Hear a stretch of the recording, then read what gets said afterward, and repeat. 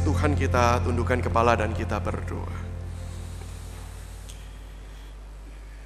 Bapa di surga, kami bersyukur kalau kami masih diberikan kesempatan oleh Tuhan untuk kami hidup.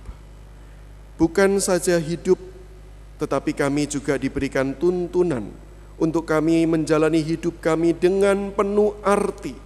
Kami bukan hanya melewati waktu demi waktu, tetapi kami menjalani hidup kami dengan penuh makna. Kami bersyukur untuk firman Tuhan yang dipercayakan dan diberikan kepada kami. Dan kami rindu Tuhan untuk kami hidup boleh diarahkan terus oleh kebenaran-Mu ini. Maka saat ini Tuhan, kami bersama-sama bersatu hati mau belajar akan firman Tuhan.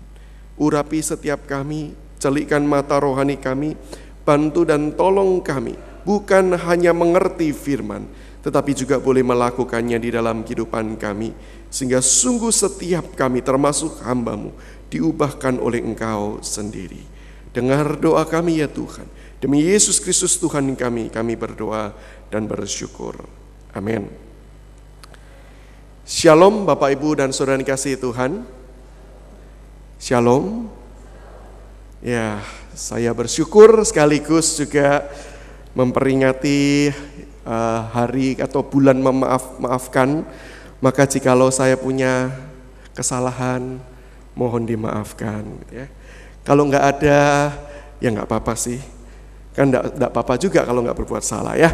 Nah, jemaat yang kasih Tuhan, kita hari ini ingin belajar juga tentang satu bagian perikop yang mengajarkan kita untuk kita bertumbuh menjadi gereja yang saling mengasihi.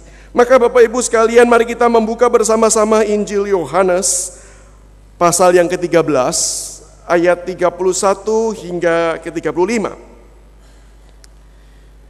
Yohanes 13 ayat 31 hingga 35.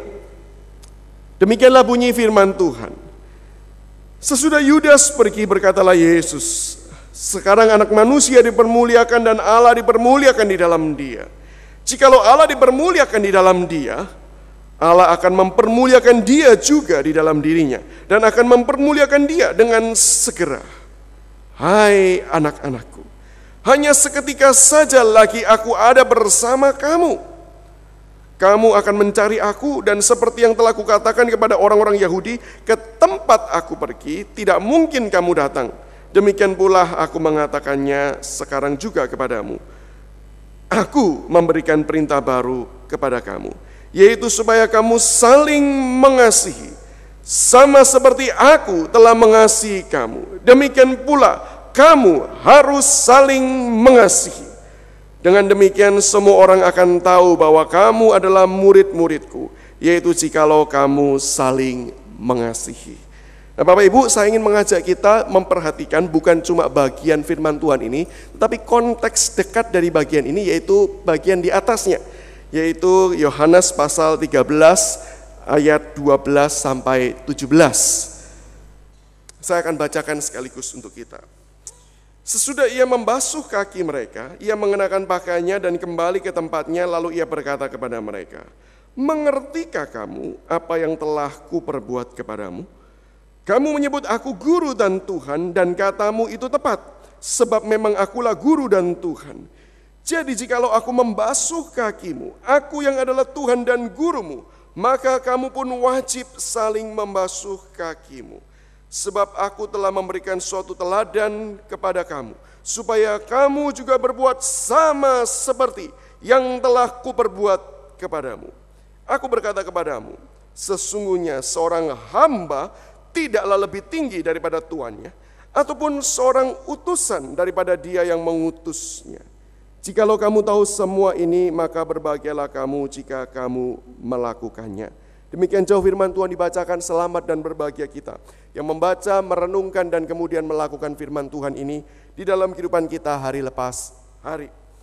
Nah, Bapak Ibu dan Saudara sekalian, saya ingin mengajak kita memperhatikan beberapa gambar berikut ini. Gambar yang pertama ini bukan terjadi di Indonesia, tetapi terjadi di negara lain. Gambar yang menggambarkan sebuah antrian yang sangat panjang. Antrian yang dikatakan, ini kan bentuknya meliuk-liuk. Nah, reporter yang menyaksikan berkata, kalau seandainya antrian ini ditarik garis lurus, jadi bukan dimelingkarkan, tapi ditarik garis lurus, maka antrian orang ini akan terjadi beberapa kilometer. Beberapa kilometer, Bapak Ibu. Bukan meter, beberapa kilometer. Nah, kalau kita tahu bersama ini, orang-orang ini sedang antri apa sih? Nah, jawabannya Bapak Ibu, ini adalah sebuah antrian panjang pembeli iPhone 6 yang baru beberapa waktu yang lalu itu muncul. Orang bersedia antri panjang, bahkan beberapa orang bawa tenda untuk apa? Mereka tidak pulang, mereka menginap sebelum hari di mana iPhone itu di-launching untuk dijual secara umum. Orang rela mengantri demikian rupa. Nah, ini gambar yang pertama Bapak Ibu, antriannya panjang. Yang kedua, nah kalau ini di Indonesia Bapak Ibu, dan mungkin beberapa di antara kita baru mengalaminya, karena baru saja mungkin ada yang berlibur dengan keluarga, dan mengalami masa-masa antri panjang. Dan ini juga persamaannya dengan yang tadi, beberapa kilometer. Cuman jangan lupa, ini bodi mobilnya dihitung gitu ya. Jadi panjangnya itu karena juga ada antri, ada mobilnya. Beberapa kilometer.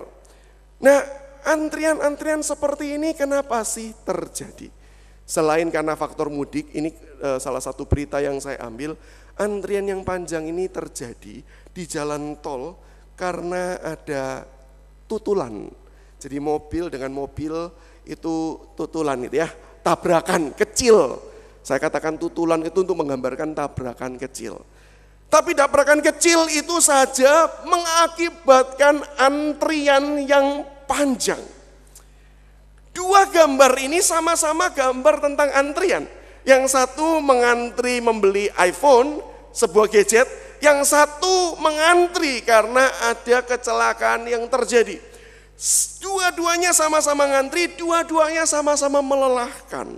Saya kok yakin antrian itu bagaimanapun juga melelahkan. Cuman Bapak Ibu, apa sih perbedaan dari keduanya? Oh, banyak tentu saja perbedaannya. Antrian pertama dan antrian yang kedua ini tentu banyak perbedaannya. Cuman saya ingin mengajak kita menyoroti satu perbedaan utama. Apa perbedaannya? Yaitu respon orang ketika selesai mengantri. Kalau antrian yang pertama, responnya bagaimana?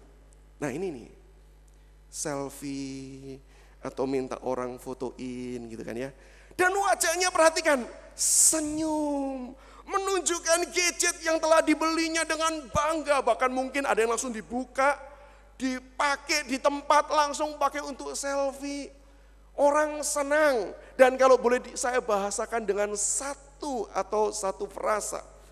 Orang yang selesai mengantri ini akan kemudian berkata, wow, keren ya. Wow, keren, wow, akhirnya saya dapat juga hal seperti ini. Ini antrian yang pertama. Bagaimana dengan antrian yang kedua? Nah, saya nggak nemukan gambarnya. Karena dari koran jarang orang moto respon orang selesai antri karena ada tutulan. Tapi kok saya percaya dan kita mungkin pernah mengalaminya. Selesai kemudian kita panjang-panjang berjam-jam antri di jalan tol. Kemudian kita lihat apa sih penyebabnya. Cuma mobil sama mobil ciuman dikit gitu loh. Penyoknya juga nggak seberapa, tapi macetnya luar biasa. Apa yang jadi respon kita? Kalau boleh saya frasekan juga, bukankah kita akan berkata, walah gitu tok ta. Betul kan ya? Walah cuma gitu, macetnya berjam-jam dan melelahkan. Perhatikan, yang satu berkata, wow. Yang satu berkata, walah. Nah Bapak Ibu dan Saudara sekalian, melalui ilustrasi ini, saya ingin mencoba mengaplikasikan bagi kehidupan komunitas gereja di tempat ini. Menurut Bapak Ibu dan menurut orang luar, Kira-kira apa respon orang? Atau apa respon Bapak Ibu sebagai anggota gereja? Ketika Bapak Ibu sudah terlibat, sudah masuk ke dalam sebuah komunitas gereja. Responnya adalah, wow, ini gereja yang keren. Wow, saya suka dengan gereja ini. Wow, aku senang. Aku mau terus-menerus aktif dalam gereja ini. Wow, ini tempat yang luar biasa. Wow, wow, dan wow. Ataukah respon kita setelah kita masuk, apalagi semakin terlibat pelayanan, respon kita cuma, walah, kita tok di gereja ini. Mana yang menjadi respon kita? Kita akan berespon, wow, luar biasa. Dengan wajah yang senang, berseri-seri. Atau responnya adalah, walah, gini saja. Saya percaya tentu kita tidak akan senang kalau kita menjumpai sebuah komunitas, apalagi komunitas gereja, di mana ketika kita masuk dan kita hanya menjumpai begitu-begitu saja. Kita akan senang dan kita akan mencari bagaimana sebuah komunitas yang kemudian akan membuat kita berespon, wow, ini luar biasa. Dan Bapak Ibu, untuk bisa seperti itu tentu bukan sebuah langkah otomatis. Untuk menjadi gereja sebagai sebuah komunitas yang wow, ini bukan otomatis. Tetapi perlu kita bangun bersama-sama. Sebagai anggota gereja, sebagai orang yang terlibat di dalamnya Bapak Ibu, jangan pernah mengharapkan gini dah. Saya pingin di gereja ini, saya enggak ngapa-ngapain, tapi saya bisa pulang dengan berespon, wow, keren. Wow, ini komunitas yang hangat. Wow, ini komunitas yang menyenangkan. Jangan berharap. Kita harus terlibat membangunnya. Maka bagaimanakah cara untuk kita bisa membangun komunitas yang wow itu? Satu-satunya cara yang utama, yaitu dengan hidup saling mengasihi. Komunitas gereja itu akan menjadi komunitas yang wow. Ke gereja itu rasanya bukan sebuah paksaan. Ke gereja itu rasanya bukan sebuah rutinitas. Tapi ke gereja itu merupakan sebuah hal yang kita cintai dan rindukan. Kenapa? Karena kita menemukan ketika kita datang, orang-orang yang ada di sekeliling kita adalah orang-orang yang saling mengasihi. Dan kita pun termasuk orang yang saling mengasihi. Maka itu kalau kita perhatikan Bapak Ibu, itulah yang menjadi bagian yang firman Tuhan ajarkan, bukan apa yang kita telah baca tadi. Tuhan Yesus sendiri yang kemudian mengatakan demikian, bahwa kita harus saling mengasihi, supaya orang tahu bahwa kamu adalah murid-Ku. Murid Tuhan dicirikan dengan satu, yaitu saling mengasihi. Murid Tuhan bukan dicirikan dengan melakukan aktivitas rohani, salah. Murid Tuhan bukan dicirikan dengan melakukan berbagai macam kegiatan-kegiatan yang sifatnya agamawi, salah. Murid Tuhan juga bukan dicirikan dengan membawa berbagai macam ornamen-ornamen yang sifatnya rohani. Murid Tuhan menurut ajaran Alkitab adalah orang yang saling mengasihi. Dan itulah yang kemudian juga dituliskan dalam Yohanes pasal 17 ayat 20-21.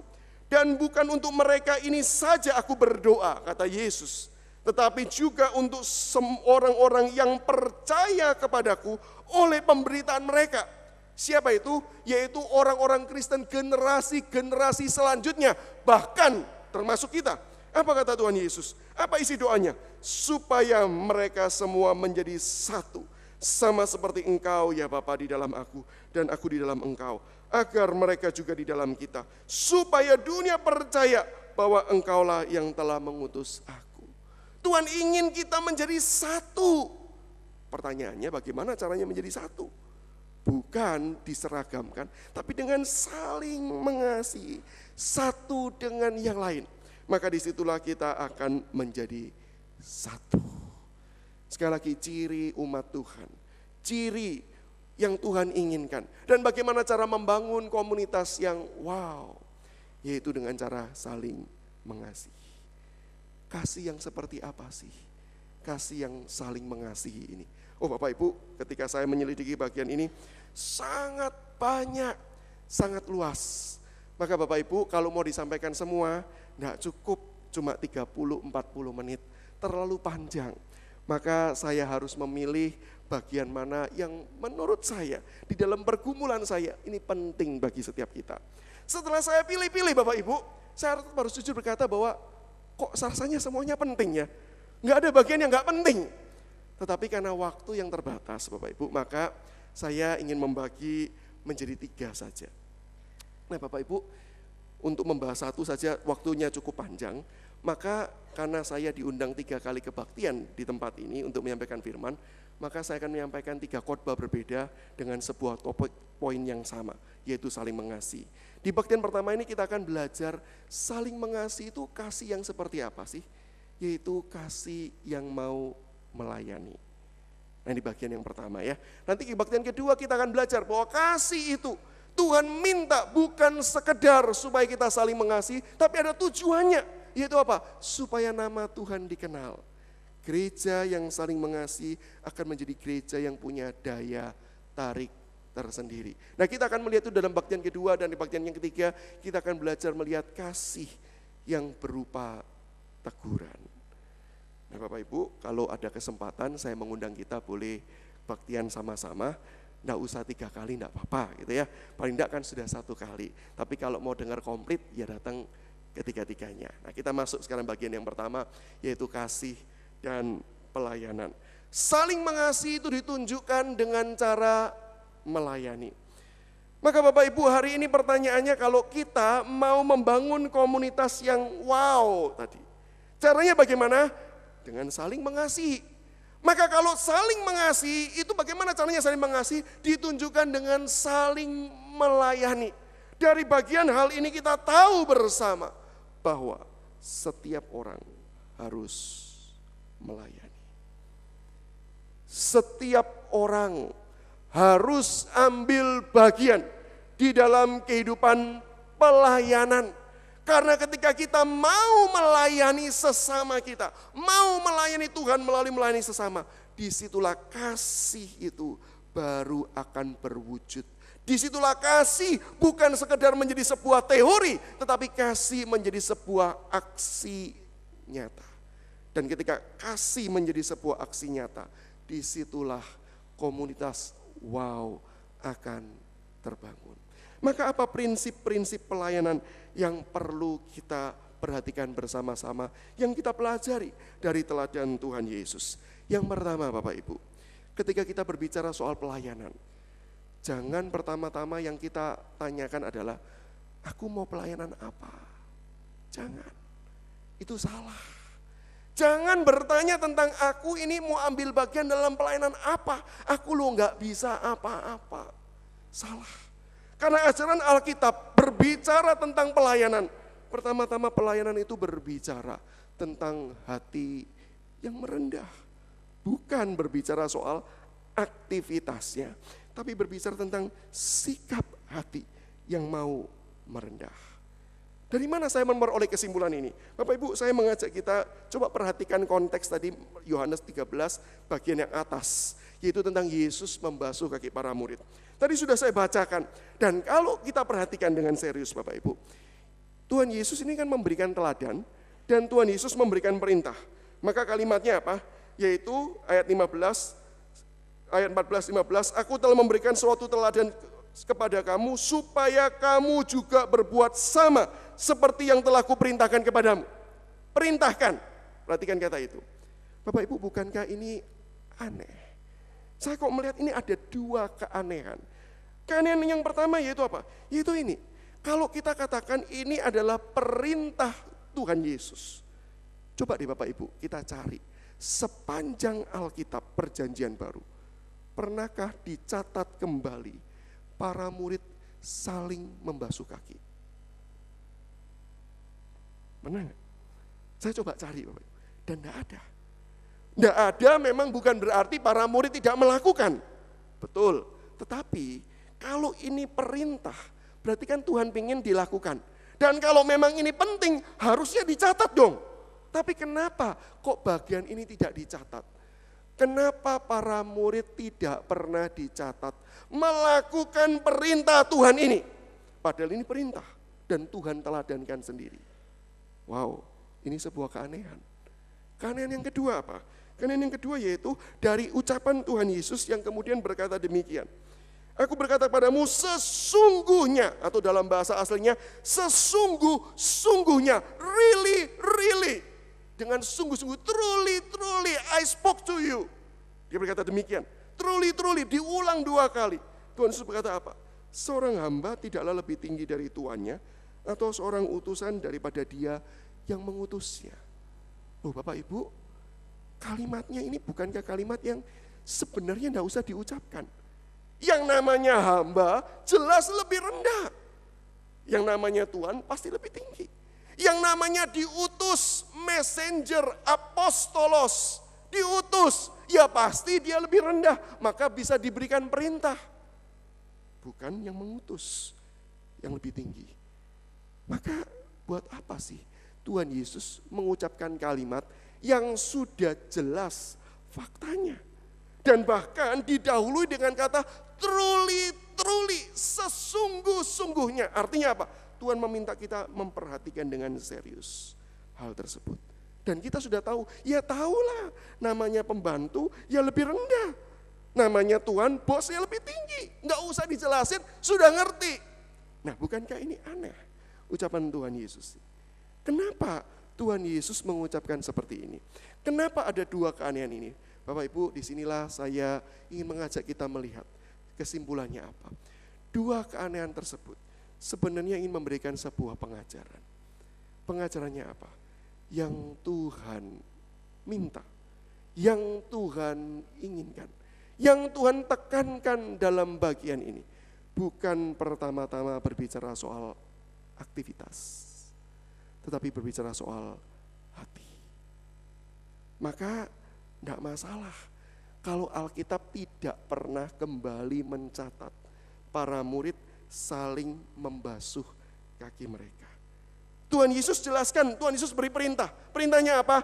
Aku memberikan teladan, kamu ikutilah. Loh, kalau para murid tidak mengikuti harusnya salah dong. Kalau penekanannya aktivitas, salah. Tapi kalau penekanannya adalah bukan masalah aktivitas tapi hatinya, ya tidak masalah dong. Caranya berbeda, silakan. Yang pasti hatinya sama. Maka hari ini bukankah gereja, khususnya gereja kita, saya katakan kita karena saya juga jemaat Gloria Bapak Ibu ya, ini gereja saya. Gereja kita bukankah jarang, bahkan sepanjang dulu saya pelayanan di gereja, belum pernah tuh saya membasuh kaki jemaat. Belum pernah. Dan saya kok yakin, enggak tahu juga ya kalau terjadi perkembangan sekarang, Pak Lim belum pernah tuh membasuh kaki kita semua. Dan kalau itu terjadi, baktiannya panjang sekali ya, satu-satu dibasuh. Kalau perintah harusnya diteladani dong, harusnya diikuti. Betul, tapi penekanan bukan pada aktivitas. Dan hal itu ditekankan dengan ucapan Tuhan Yesus yang kedua, yang aneh tadi. Yaitu apa? Hamba lebih rendah dari tuannya. Wis tahu. Yang diutus lebih rendah daripada yang mengutus. Wis tahu Tuhan. Kenapa diulangi? Karena Tuhan Yesus ingin menekankan apa? Sadarilah posisimu. Sadarilah betapa kita semua ini adalah yang di bawah. Maka dikatakan truly, ingat, sadar. Jangan kamu merasa sok, jangan merasa kamu hebat. Kamu adalah hamba yang artinya kamu lebih rendah, kamu tidak boleh lebih tinggi. Kalau tuanmu, gurumu saja merendah seperti itu, maka bukankah kamu yang posisinya sudah di bawah, harusnya kamu lebih rendah dari apa yang gurumu atau Tuhanmu telah lakukan. Maka sadarilah betapa kita harus sadar akan kerendahan kita. Maka di sini tadi saya simpulkan, pelayanan itu pertama-tama bukan bicara soal aktivitas Bapak Ibu. Cara model aktivitas pelayanan boleh berganti-ganti, boleh diubah-ubah, itu tidak masalah. Tetapi prinsip utamanya tidak boleh berubah. Pelayanan dimulai dari hati yang bersedia merendah. Berkata, saya bukan siapa-siapa. Kalau saya bukan siapa-siapa, maka saya mau melayani sesamaku. Ada begitu banyak orang yang ketika ditawari pelayanan berkata, oh saya nggak bisa. Saya kok khawatir. Sebenarnya yang ada di balik dari kata tidak bisa, itu sebenarnya adalah saya tidak mau. Saya kok khawatir. Ketika kita sebagai jemaat Tuhan tidak mau pelayanan, bukan karena memang bukan panggilan kita untuk melayani di bidang itu, tetapi karena sekedar kita tidak mau merendahkan diri, tidak mau susah, tidak mau melayani, tidak punya hati yang merendah. Bapak Ibu, kalau kita pingin gereja kita menjadi sebuah komunitas yang wow, mari kita belajar merendahkan diri. Ingat, kita bukan siapa-siapa. Bapak Ibu, suatu hari, ini cerita Bapak Ibu ya, saya tidak tahu kebenarannya sejauh apa, tetapi yang saya baca adalah di sebuah gereja diundang sebuah pengkhotbah terkenal. Diadakan sebuah KKR, khotbah tentang pelayanan, tentang hati yang mau melayani. Setelah berkhotbah, hamba Tuhan ini menantang, panggil, siapa yang mau melayani karena kita ini bukan siapa-siapa. Rendahkanlah dirimu di hadapan Tuhan, kita ini bukan siapa-siapa. Oh, banyak yang ambil keputusan, banyak yang bertobat dan berkata, iya ya, kita ini bukan siapa-siapa. Iya ya, kita ini loh bukan siapa-siapa. Maka selesai dari kebaktian itu, ada rapat majelis atau rapat pengurus. Dimulailah dengan hamba Tuhannya yang kemudian sharing firman. Sharingnya apa? Melanjutkan yang tadi. Dia bilang, rekan-rekanku, saya ini loh cuma hamba Tuhan. Saya ini bukan siapa-siapa. Terus dia kasih kesaksian. Selesai, ketua majelis bilang, saya juga mau sharing boleh? Oh boleh. Oh rekan-rekanku majelis, saya ini juga bukan siapa-siapa. Ditunjukkan semua kejelekannya, semua keburukannya ditunjukkan. Saya ini bukan siapa-siapa. Selesai itu wakil ketuanya, saya juga mau sharing boleh? Saya juga bukan siapa-siapa. Wah, dilanjutkan sekretaris 1, sekretaris 2, bendara 1, bendara 2. Ini rapat atau persekutuan gitu ya. Tapi itu jadinya. Sampai kemudian ada orang anggota majelis pengurus yang kemudian nyeletuk di belakang. Siapa dia? Sampai dia berani bilang dia bukan siapa-siapa. Saya loh yang bukan siapa-siapa itu. Bapak Ibu ngerti cerita ini? Jangan sampai kita terjebak kepada hal seperti ini. Jangan sampai kita berkata, iya ya saya bukan siapa-siapa. Oh dia bukan siapa-siapa, siapa dia? Sampai dia berani bilang dia bukan siapa-siapa. Artinya kita tetap sombong. Jangan kita meninggikan diri. Jangan kita menyombongkan diri. Dan seringkali Bapak Ibu di gereja, kesombongan itu bertopengkan rohani. Hati-hati akan hal itu. Ingat kata Tuhan, kalau kita hamba, kita tidak patut lebih tinggi dari Tuhan kita. Kalau dia pun bersedia merendahkan diri sedemikian rupa, maka kita pun harusnya merendahkan diri di hadapannya dan di hadapan sesama kita. Ini yang pertama Bapak Ibu. Pelayanan itu berbicara tentang hati yang merendah. Yang kedua, pelayanan itu berbicara tentang motif yang murni. Pelayanan itu sekali lagi bukan aktivitas, tapi dalam dulu. Motifnya murni, motifnya benar, motifnya tepat. Dari mana saya dapatkan kesimpulan ini? Oh Bapak Ibu, kalau kita baca kisah Tuhan Yesus membasuh kaki para murid, coba Bapak Ibu kita bayangkan dalam benak kita ya. Kira-kira kapan tuh Tuhan Yesus membasuh kaki muridnya? Kalau kita pelajari tradisi Yahudi, pembasuhan kaki itu kan sebelum orang masuk rumah, sebelum orang melakukan sesuatu, kakinya dibasuh supaya bersih, supaya dia bisa beraktivitas di rumah.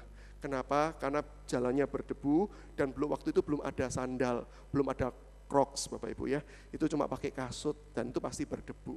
Maka perlu dibasuh dulu oleh budak atau oleh orang yang paling rendah di dalam komunitas itu, baru kemudian orang itu beraktivitas. Nah, kalau dari tradisi seperti ini, harusnya kita simpulkan kapan Tuhan Yesus membasuh. Harusnya gini dong ceritanya ya. Ketika sampai di depan rumah atau sampai mau masuk rumah, Tuhan Yesus bilang, enggak usah. Mungkin contoh siapa ya? Petrus enggak usah ambil baskom, enggak usah ya. Kamu duduk semua, duduk, saya yang lakukan.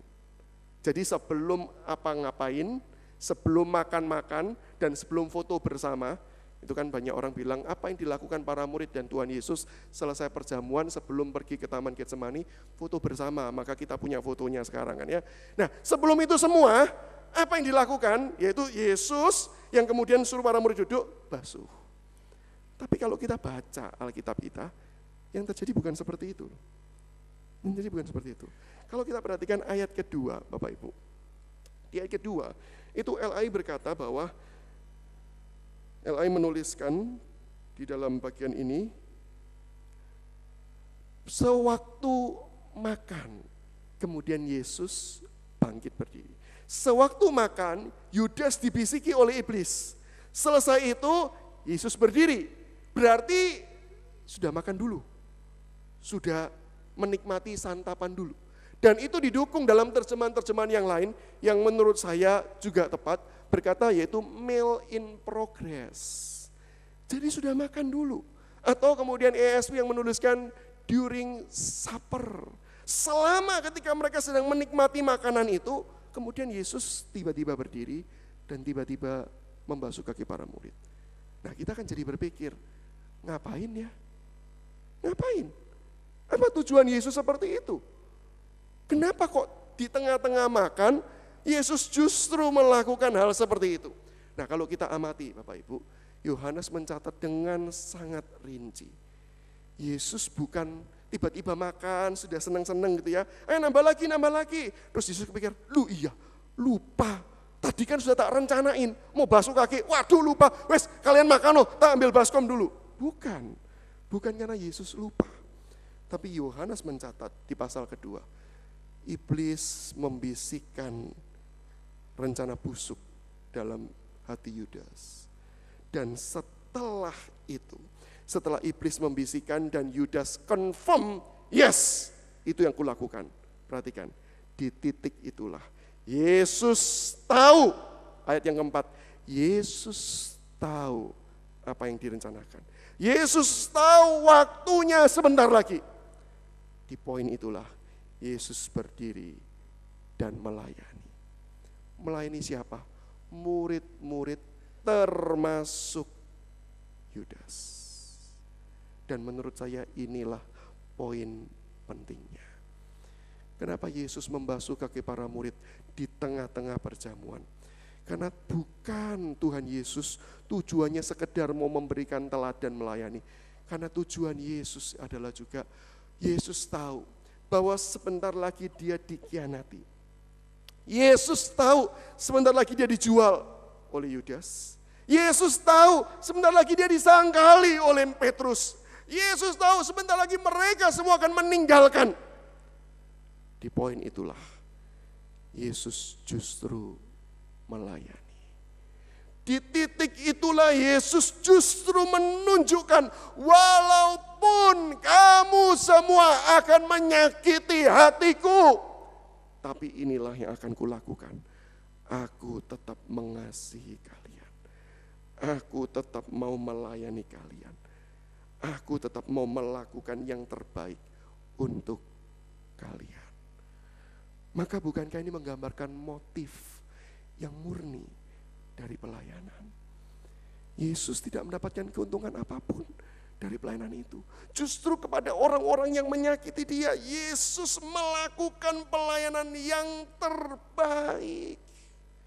Oh Bapak Ibu, hari ini apa yang menggerakkan orang melakukan pelayanan? Ada orang yang melakukan pelayanan karena punya motif untuk mendapatkan komunitas. Saya pernah terlibat dalam kesalahan ini. Ketika dulu sering merekrut orang untuk pelayanan. Caranya gimana? Ayo pelayanan. Nanti kalau kamu melayani, kamu punya banyak teman, kamu punya rekan, kamu punya komunitas. Ayo pelayanan. Oh Bapak Ibu, tidak dapat dipungkiri. Seorang yang melayani pasti punya komunitas. Paling tidak komunitas pelayan. Tetapi kalau itu tujuannya, maka hal itu bukanlah motif yang murni. Atau ada orang-orang yang melayani dengan motif apa? Aktualisasi diri. Saya punya sesuatu, saya ingin tunjukkan, saya ingin kembangkan, bahasa yang seolah-olah positif. Saya ingin mempersembahkannya kepada Tuhan. Kata-kata yang indah. Namun kalau motifnya adalah saya, maka ini motif yang salah. Tuhan Yesus memberikan kita pelajaran. Motif yang benar bukanlah demi saya, tapi demi orang lain. Pelayanan yang benar bukan berbicara tentang diri kita, tapi berbicara tentang apa yang saya bisa lakukan untuk menolong orang lain bertumbuh lebih baik. Motif yang murni adalah motif ketika kita mau bersedia rendah. Bukan cuma rendah, bahkan hancur dan rugi. Asalkan orang lain diberkati. Bapak Ibu, ini gak gampang, sungguh gak gampang. Hari ini ketika saya berdiri di mimbar ini, tadi ketika saya duduk, doa saya satu, Tuhan tolong bantu saya melayani Tuhan dengan motif yang murni. Karena bisa loh, motif saya aktualisasi diri. Loh, saya bisa khotbah. Enggak? Bisa khotbah enggak? Wah, ini saya tunjukkan nih. Saya bisa mengajar kalian, saya bisa menggali Alkitab, saya tunjukkan. Bisa jadi. Saya bisa jadi juga ingin mendapatkan komunitas. Bukankah senang sih kalau kita selesai pelayanan kemudian dikata, Pak, pelayanannya memberkati loh. Pak, pelayanannya bagus, khotbahnya bagus. Oh, saya kok percaya hati saya pasti senang. Bentuk apa? Cari komunitas, cari penerimaan. Memang sangat rentan seorang yang melayani untuk kita melayani dengan motif yang salah. Maka kita perlu memohon belas kasihan Tuhan. Meminta Tuhan memurnikan kita untuk kita bisa melayani dengan motif yang murni. Kapan sih kita bisa melayani dengan motif yang murni? Kalau kita kembali menengok teladan Tuhan Yesus. Satu, ketika kita mau melayani orang-orang yang menyakiti hati kita. Disitulah motif yang murni yang akan keluar. Sama seperti Yesus. Yesus tahu sebentar lagi mereka akan menjual, mengkhianati, meninggalkan. Tapi Yesus melayani mereka. Ketika ada orang menyakiti kita, tetapi kita tetap mau memberikan yang terbaik kepada orang itu. Saya kok yakin itu bukan aktualisasi diri. Kenapa? Karena sakitnya tuh di sini gitu kan. Sakitnya juga masih kerasa. Tapi kalau kita mau memberikan yang terbaik untuk bisa membangun dia, bukankah itu murni? Kasih, bukan aktualisasi diri. Ketika ada orang menyakiti kita, saya kok percaya orang yang tersakiti itu akan berkata dalam bahasa Jawa ya, enggak paten koncoan ambe DE gitu ya. Enggak peduli, saya enggak berteman sama dia juga enggak kurang apa-apa. Betul kan? Tapi kalau kita masih mau melayani, maka motif kita pasti bukan penerimaan. Motif kita cuma satu, karena kita mengasihi sama seperti Kristus mengasihi. Oh Bapak Ibu, dari kebenaran inilah maka saya melihat pelayanan dengan lebih jelas. Kenapa sih kalau ada pelayanan selalu ada konflik, selalu ada masalah. Nah yang melayani pasti sudah tahu nih ya. Yang sudah terlibat pelayanan pasti kemudian bisa berkata, iya ya benar ya. Pasti itu. Yang namanya pelayanan jarang mulus. Jarang. Bahkan seumur-umur saya pelayanan sampai sekarang Bapak Ibu. Enggak pernah tuh sangat mulus sekali, itu enggak pernah. Selalu saja ada konflik, ada gesekan, ada ketidaksepahaman, ada perbedaan pendapat dan macam-macam yang lain. Saya mulai menyadari, memang Tuhan sengaja desainkan itu. Supaya apa? Membantu kita memurnikan motif pelayanan kita. Bukan karena saya bisa, bukan karena saya mampu, bukan sekedar karena saya mau, tapi satu, saya mau belajar mengasihi orang lain seperti Kristus mengasihi kita. Bagaimana caranya supaya kita bisa mengasihi seperti itu? Mari kita kembali mengingat poin yang pertama. Ingat Bapak Ibu, kita semua hanyalah hamba. Kita semua hanyalah hamba di hadapan Tuhan. Maka tugas kita apa? Melakukan bagian kita. Susah, berat, bersama Dia kita melayani. Bapak Ibu, satu hari, kisah ini saya juga baca, ada seorang yang kemudian berbelanja di sebuah outlet pakaian mewah. Ketika dia sedang berbelanja, dia sedang pilih-pilih gitu ya, pakaian mewah, maka kemudian dia melihat ada seseorang yang kemudian masuk ke dalam toko pakaian mewah tersebut. Tapi orang ini menjadi pusat perhatian. Kenapa? Karena dari cara berpakaiannya, jelas dia bukan orang kaya. Dari modelnya dia, jelas dia bukan orang yang mampu untuk membeli pakaian itu. Maka orang ini pengen melihat nih, ketika dia sedang pilih-pilih itu, lalu orang itu masuk. Dia pengen lihat, wih, ini gimana nih respon orang pegawainya ini gimana. Dan dia dilayani oleh seorang pegawai. Yang luar biasanya, pegawai ini tidak mengusir. Tidak mengusir. Bahkan pegawai ini tidak bertanya, mau cari apa? Mampu situ beli. Tidak. Tapi pegawai ini bertanya, silakan Bapak mau cari apa? Silakan Ibu, pada waktu itu tokonya Ibu, silakan Ibu mau cari pakaian apa? Maka kemudian Ibu itu pilih-pilih dengan tangannya yang kotor itu, dia lihat-lihat pakaian dan kemudian, boleh enggak saya cobain? Oh silakan, di sana ruang gantinya. Wah, orang yang beli ini, orang yang tadi berkata, ini pegawai enggak salah ya.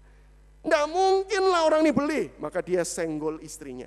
Taruhan yuk, orang ini kira-kira sanggup beli enggak? Pasti orang ini cuma suka coba-coba baju saja. Dan betul setelah dipakai, terus dia berkata, saya enggak terlalu suka, boleh enggak saya coba yang ini? Silakan, diambilkan, dilayani. Sampai 3 kali permintaan itu. Dan selesai itu orang itu berkata, oke, saya enggak punya uang, saya enggak bisa beli. Oke, enggak apa-apa, lain kali silakan berkunjung kembali. Dan orang itu keluar.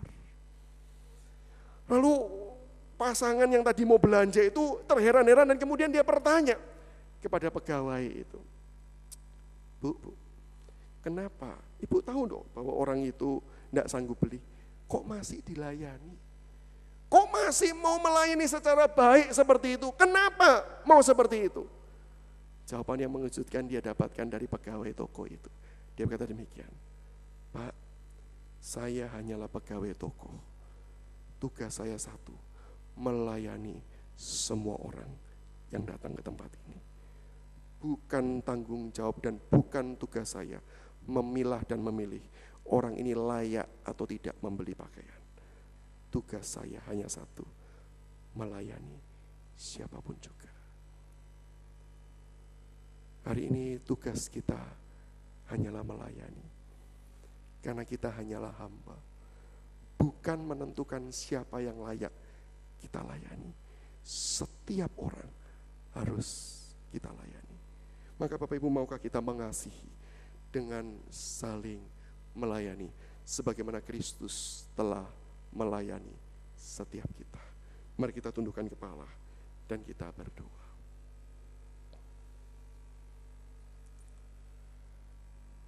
Tuhan, bantu dan tolong kami supaya kami boleh terlibat aktif menjadikan gereja kami ini sebagai gereja yang wow, bukan karena aktivitasnya bagus, bukan karena gedungnya yang keren, tetapi karena komunitas yang hangat yang kami rasakan Ya Tuhan, ajar kami saling mengasihi, yang kami tunjukkan melalui pelayanan-pelayanan kami. Tolong kami ya Tuhan, belajar merendahkan hati kami. Sebagaimana Engkau telah merendahkan diri, maka kami pun mau belajar merendahkan diri kami, supaya kami boleh melayani siapapun, termasuk melayani mereka yang mungkin telah melukai hati setiap kami. Tuhan, bantu dan tolong kami. Dengar doa kami Tuhan, demi Yesus Kristus kami berdoa. Amin.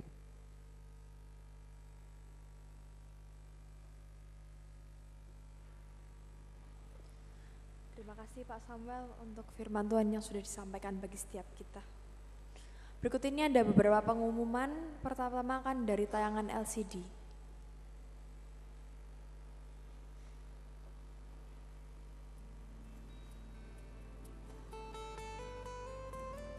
Mengundang kehadiran jemaat pada kebaktian doa Rabu dengan tema Ketika Marta Marah dengan pembicara Evangelis Bambang Alim pada hari Rabu tanggal 22 Juli 2015, dan juga kebaktian doa Sabtu dengan tema Allah yang mengatur dengan pembicara Saudari Nanda pada hari Sabtu tanggal 25 Juli 2015. Mari doa 15 menit setiap hari.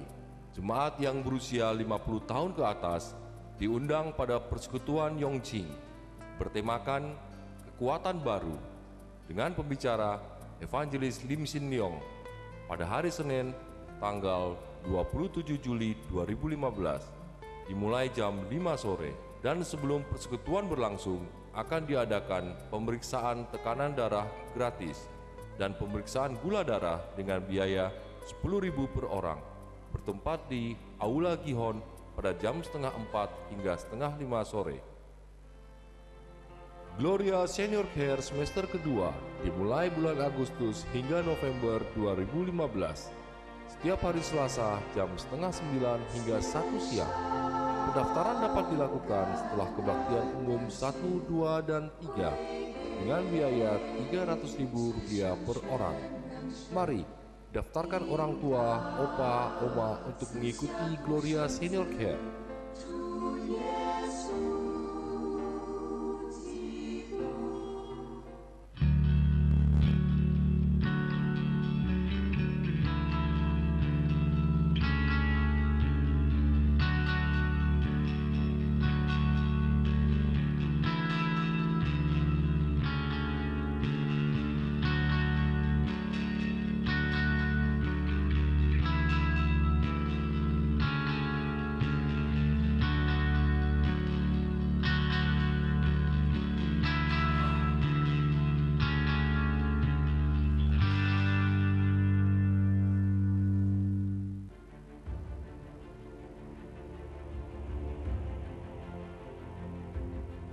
Begitu banyak penderitaan, begitu banyak keluh kesah. Kita selalu menuntut yang terbaik bagi kita, berharap keadaan menjadi lebih baik setelahnya. Begitu banyak pergumulan yang kita bawa dalam doa. Namun, dapatkah doa mengubah kehendak Allah?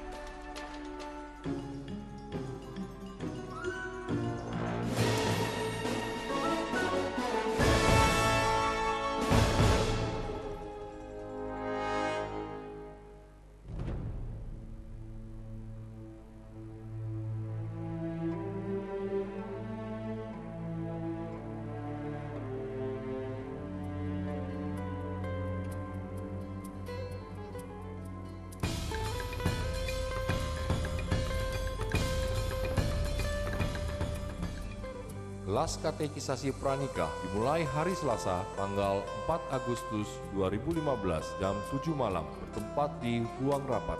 Dan bagi jemaat usia 16 tahun ke atas diundang mengikuti kelas katekisasi baptisan dan sidi yang diadakan setiap hari Rabu dimulai tanggal 29 Juli jam 6 sampai dengan jam 7 malam dan setiap hari Minggu dimulai tanggal 2 Agustus jam 11 sampai dengan jam 12 siang. Segera daftarkan diri Anda pada tata usaha gereja. Hadirilah ibadah kebaktian umum minggu depan dengan tema Gereja sebagai Garam dan Terang Dunia dengan pembicara Evangelis Alex Gunawan pada hari Minggu tanggal 26 Juli 2015. Terima kasih atas perhatian Bapak Ibu. Tuhan Yesus memberkati. Kita akan bersama-sama menutup kebaktian kita pada hari ini. Mari saya undang setiap kita untuk boleh bangkit berdiri. Kita akan menaikkan pujian doksologi, kemudian doa berkat akan disampaikan oleh Pendeta Lim Supianto.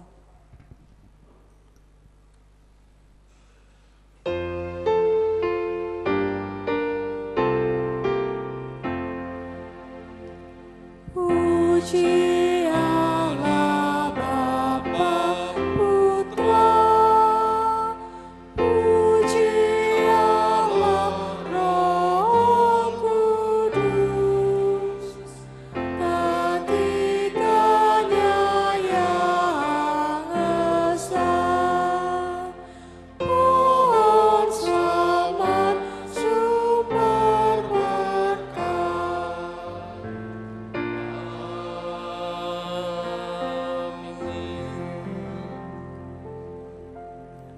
Sidang jemaat dikasihi oleh Tuhan, mari di penghujung ibadah ini arahkanlah hatimu kepada Kristus dan pulanglah dan terimalah berkat yang datang daripadanya. Kiranya Tuhan melimpahi engkau dengan kebajikan dalam hidup rumah tanggamu. Kiranya Tuhan membuka bagimu perbendaharannya yang melimpah dengan memberkati segala pekerjaanmu. Kiranya Tuhan memberkati engkau baik pada waktu masuk maupun pada waktu keluar, sekarang dan sampai selama-lamanya. Amin.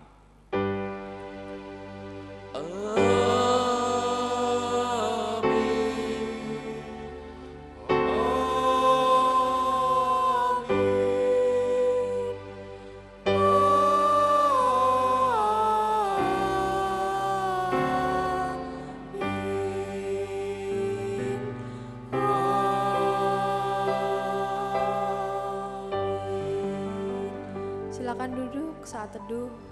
Tuhan Yesus memberkati.